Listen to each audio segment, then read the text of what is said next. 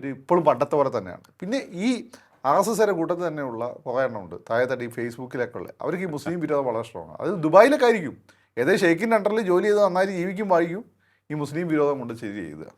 അതിനെ മുതലെടുക്കുന്ന ഈ ഇവാഞ്ചലിസ്റ്റുകളുണ്ട്, അവർക്ക് ഇവരെ തമ്മിൽ അടിച്ചിട്ട് ചോര പിടിക്കണം, അത് നിങ്ങൾ മനസ്സിലാവും.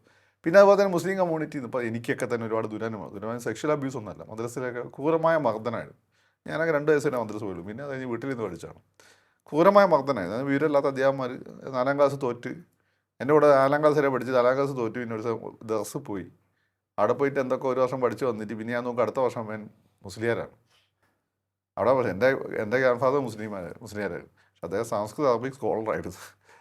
അതാണ് എൻ്റെ വ്യത്യാസം. സംസ്കൃതം അറബിക്കും ഞാൻ ഒരേപോലെ അറിയുന്നുണ്ടായിരുന്നു. അപ്പോൾ അതാണ് അതിൻ്റെ വ്യത്യാസം. ഇവൻ തന്നെ 4ാം ക്ലാസ് തോറ്റിട്ട് ഞാൻ 5ാം ക്ലാസ് എത്തുമ്പോൾ ഉസ്താദാണ്. ഇപ്പം പിള്ളേർ അടിക്കാന്നുള്ളതാണ് എൻ്റെ പോളിസി. അപ്പോൾ ഇങ്ങനെയുള്ള അടിയൊക്കെ നമുക്ക് കിട്ടിയിട്ടുണ്ട്. അങ്ങനെയുള്ള ചില കാര്യത്തിൻ്റെ പുറത്താണ് ചിലർ എക്സ് മുസ്ലിംസ് ആയിട്ട് മുസ്ലിംസിനെ RSSകാർക്കും അതുപോലെ തന്നെ ഈ ഇവാഞ്ചലിസ്റ്റുകൾക്കും വലിയ കയ്യടി കിട്ടുന്നു, അവരുടെ കയ്യിൽ നിന്ന് കയ്യടി കിട്ടുന്നുള്ളതുകൊണ്ട് ഇസ്ലാമിനെയും തിരഞ്ഞെടുത്തുകൊണ്ട് നടക്കുന്നത്. അപ്പോൾ ഇങ്ങനെയുള്ളവരെല്ലാം ഉപയോഗിക്കുന്ന RSSയും BJPൻ്റെയും സാധനങ്ങൾ അവർ നന്നായിട്ട് അത് ഷെയർ ചെയ്യുന്നുണ്ട്. ഞാൻ മനസ്സിലാക്കി RSSൻ്റെ BJPൻ്റെ നേതാക്കന്മാരെ സംസാരിക്കുമ്പോൾ അവർക്ക് അത് താല്പര്യമില്ല, അവർക്ക് വിശ്വാസികളായ മുസ്ലിങ്ങളെയാണ് അവർക്ക് താല്പര്യമുള്ളത്.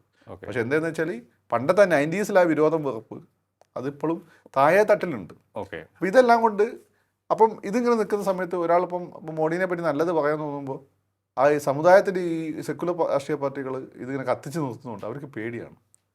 പക്ഷെ പല രഹസ്യമായി പറയും അയാൾ കൊള്ളാം, അയാൾ നിലപാടെടുക്കുന്നുണ്ട്, അതന്നല്ലേ എന്നൊക്കെ പറയും, പക്ഷേ തുറന്നു പറയാനുള്ള പേടിയുണ്ട്.